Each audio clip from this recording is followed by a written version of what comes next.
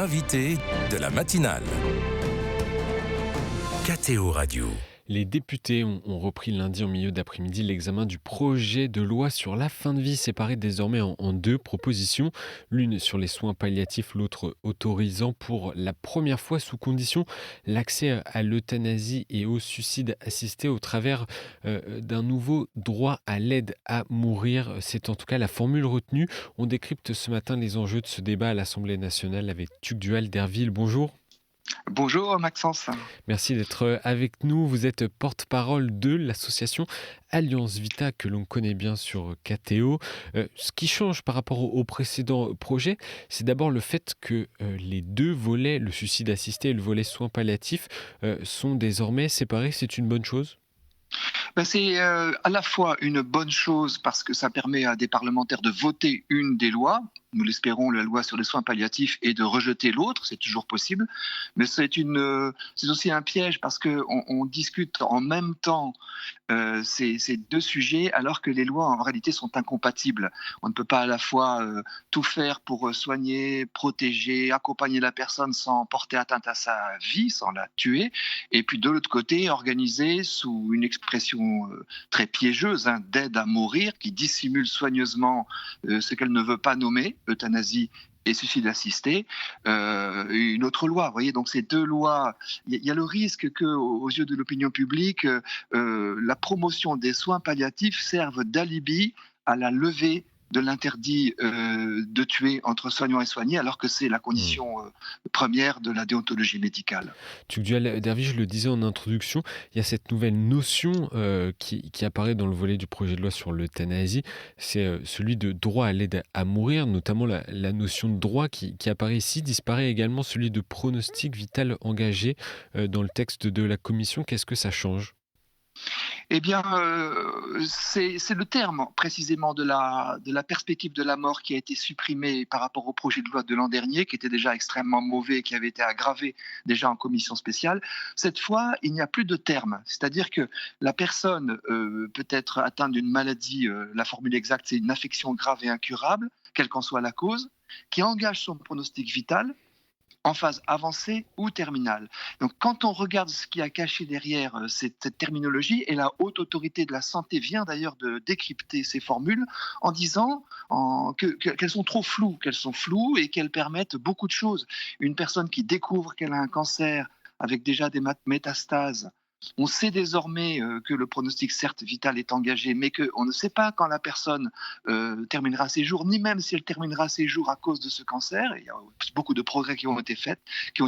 Eh bien, une personne pourra demander et obtenir l'euthanasie ou le suicide assisté, alors même qu'elle a encore des années à vivre. Donc ce n'est plus du tout d'ailleurs une loi pour, entre guillemets, la fin de vie, mais c'est pour mettre en fin de vie des personnes qui seraient gravement malades et qui auraient des souffrances, notamment, et c'est une des clés très lourdes et graves de conséquences, des souffrances uniquement psychologiques, selon elle. Oui. Donc la personne va dire, par exemple, elle pourra dire je refuse des traitements, y compris antidouleurs et des soins, ça peut arriver, elle peut refuser des soins et dire mais je souffre d'une manière psychologique insupportable selon moi, et cette personne, à cause de cette affection qu'elle porte et qu'elle ne veut peut-être pas soigner, eh bien, aura accès immédiatement, si un médecin est d'accord, à l'euthanasie ou au suicide assisté. Ça, c'est gravissime. Quelles sont en l'état du texte les conditions d'admission au suicide assisté ? Eh bien, l'affection grave et incurable, le pronostic engagé, vital engagé, c'est-à-dire la personne a une maladie qui peut éventuellement provoquer sa mort, en phase avancée ou terminale, et qu'elle présente une souffrance physique ou psychologique liée à cette affection, qui soit réfractaire au traitement, c'est-à-dire que la personne n'arriverait pas à la soulager, c'est absolument exceptionnel, soit insupportable selon la personne lorsqu'elle a choisi de ne pas recevoir ou d'arrêter un traitement. Et puis par ailleurs, il faut qu'elle soit majeure pour le moment, parce que les promoteurs de la loi ont laissé entendre qu'il valait mieux aujourd'hui ne pas l'offrir aux mineurs pour que la loi passe plus facilement. Voilà, on ne peut pas être dupe. Et puis, il faut aussi manifester une volonté de façon libre et éclairée. Mais je note aussi que la personne qui a une souffrance uniquement psychologique, eh bien, il n'est n'est-ce pas prévu qu'elle voie un psychiatre ou un Mmh. psychologue, qu'elle soit accompagnée sur ce plan, non, un médecin seul qui a une autre spécialité pourra trancher. L'ancienne ministre de la Santé qui a rédigé le projet de loi, initial, Agnès Firmin-Lebaudot, déplore un élargissement des critères d'admission. Que pensez-vous de ces critères qui ont été proposés? Bien, au fond, ça a le grand mérite de faire sortir le loup du bois. Nous avions pu dire l'an dernier que les critères proposés par le gouvernement étaient invérifiables et que c'était des digues en papier mâché, parce qu'à chaque fois on prétend, on affirme, et plus on affirme fort, plus c'est faux, que c'est solide, encadré, ultime recours, dit même encore aujourd'hui l'exposé des motifs de cette loi. Et puis on voit que toutes les digues tombent les unes après les autres. Elles sont tombées déjà en commission des affaires sociales. Et puis l'auteur de la proposition de loi actuelle, Olivier Falorni, ne cache pas sa volonté d'introduire simplement ce qu'il appelle, en dissimulant les mots, hein, une aide à mourir. Mmh. Et donc oui, c'est vrai, les critères sont extrêmement larges. Ça permet au moins à de nombreuses personnes de prendre conscience de l'enjeu. Et nous avons fait venir en France à plusieurs reprises le professeur Theo Bourg, qui est un professeur hollandais, qui était favorable initialement à la loi d'euthanasie de son pays, qui a été membre de sa commission de contrôle et qui est venu nous dire en France à plusieurs reprises, il a publié des tribunes dans la presse, que il n'y avait pas de possibilité de contrôler le développement de l'euthanasie ou du suicide assisté à partir du moment où on lève cet interdit.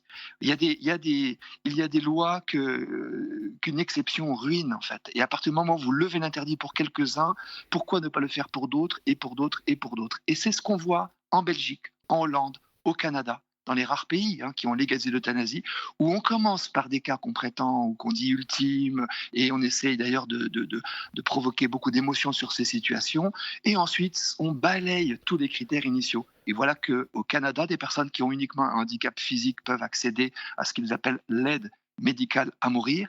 Et voilà aussi qu'au Canada, des personnes porteuses de handicap disent: je choisis cette euthanasie, non pas parce que je ne veux plus vivre, mais parce qu'on ne m'apporte pas les soins suffisants, les soins nécessaires pour que je vive correctement. Et c'est le grand risque que nous voyons aujourd'hui, c'est que par défaut de soins, dans l'état de notre système de santé, des personnes se trouvent comme forcés, incités par l'opinion publique, par ce qu'ils croient être leur inutilité, le poids qu'ils pèsent sur la société.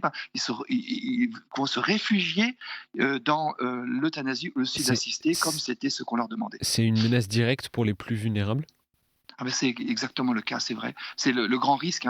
Quand vous êtes isolé, quand vous n'avez pas de soutien autour de vous, lorsque on vous l'a laissé tomber, lorsque vous êtes dans un endroit où vous avez peu de visites, eh bien la tentation est grande de se dire finalement à quoi bon vivre. Et c'est l'immense risque et le choix très difficile que nous avons à faire dans notre société. Soit on pousse vers l'auto-exclusion les plus fragiles, en leur laissant entendre qu'ils sont un poids, qu'ils sont inutiles et que leur vie a fait son temps, soit on s'engage. Et ça demande du temps, de l'énergie, des moyens aussi, bien sûr, et beaucoup de cœur auprès de ceux qui sont les plus fragiles, les plus seuls, les plus isolés, les plus précaires, pour en prendre soin.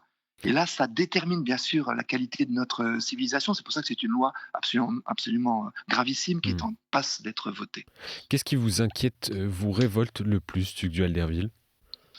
Ce qui me révolte le plus, c'est le mensonge sur les mots. Parce que quel est le sens d'une liberté d'un débat lorsque on interdit pratiquement dans la loi, puisque ça ne figure pas dans la loi, les mots euthanasie, le mot suicide. Ce qui me révolte beaucoup, c'est que cette prévention du suicide, qui est universelle, dont nous savons bien à quel point elle est nécessaire. Nous sommes tous touchés de près ou de loin par des personnes qui ont pu mettre fin à leur jour dans des moments de désespérance. Lever cette prévention du suicide pour certaines personnes, justement sur les plus fragiles, les plus souffrants, qu'il faudrait accompagner, qu'il faudrait soulager, eh bien c'est pousser vers la sortie ces personnes. Et là, je pense qu'on joue vraiment avec le feu. J'avais en son temps écrit avec Philippe Pozzo di Borgo, vous savez, qui était le héros de Intouchable, qui nous a quittés maintenant il y a un peu plus d'un an, une tribune avec un grand spécialiste de la prévention du suicide, le professeur Jean-Louis Terra. Il disait: attention, on joue avec le feu quand une personne demande l'euthanasie. Qui dit qu'elle n'est pas dans une phase de dépression, qu'on pourrait accompagner et soulager. Voilà, il y a un énorme risque effectivement que cette prévention du suicide s'effondre et c'est ce qu'on a observé en Hollande et c'est la raison pour laquelle Théo Bourg nous dit faites attention, je pensais que le suicide diminuerait avec l'euthanasie, il a en réalité augmenté. En même temps, c'est un sentiment normal, voire légitime d'éprouver de la peur face à sa propre souffrance ou celle d'un proche?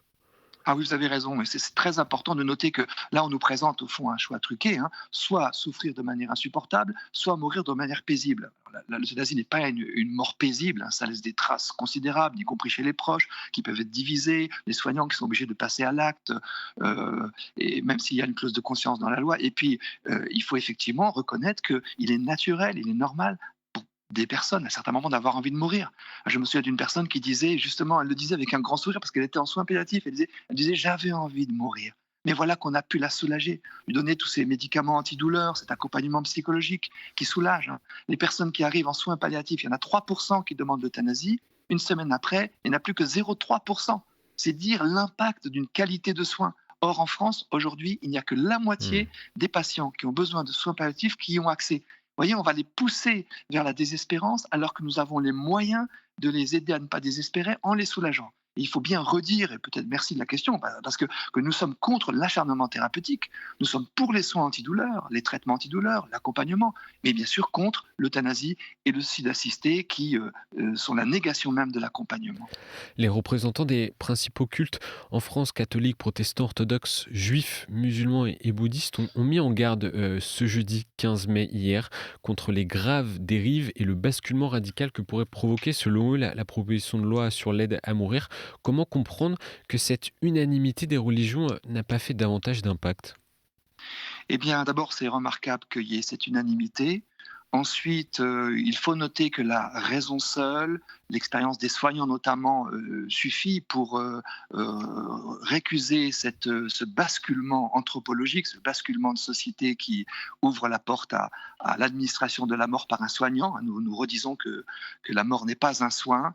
Et ensuite, nous sommes dans une société, nous le savons, où il y a une forme de méfiance, de défiance face à la dynamique spirituelle. Il y a à la fois une immense attente parce que nos cœurs sont épris d'absolu. Et puis, il y a une forme de réaction, je dirais, un peu adolescente dans la société française où on essaie de récuser tout ce qui est normes morales et éthiques. Mais les grandes religions ont raison de se manifester et il faut aussi noter qu'il ne s'agit pas d'une question à proprement parler religieuse, mais simplement Mmh. humaine. Prendre soin, soutenir, eh bien, c'est dans le cœur de toute personne à conscience droite une exigence magnifique qui détermine d'ailleurs la qualité d'une société. Et une dernière question, quelques mots pour conclure. Tugdual Derville. 50 manifestations étaient organisées lundi dernier dans plusieurs villes de France, comme à Paris, où 500 personnes se sont réunies aux Invalides à l'appel d'Alliance Vita. D'autres mouvements sont-ils prévus dans les prochains jours? Nous avons, moi, très symboliquement manifesté en justement disant qu'on voulait des soins et que la crise de notre système de santé